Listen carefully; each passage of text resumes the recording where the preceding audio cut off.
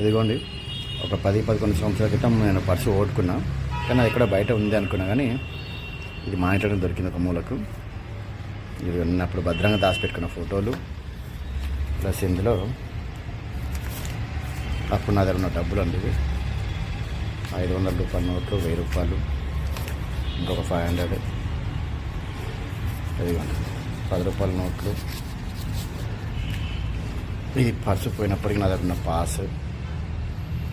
ఇక అన్నిటికంటే ముఖ్యంగా ఇప్పటి వాళ్ళకి తెలియని ఎయిర్టెల్ రీఛార్జ్. మరి మీకు కూడా పర్సు పోయి దొరికితే ఇవే డబ్బులు,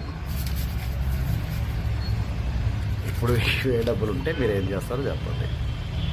అదే విషయం. ఇదిగోండి.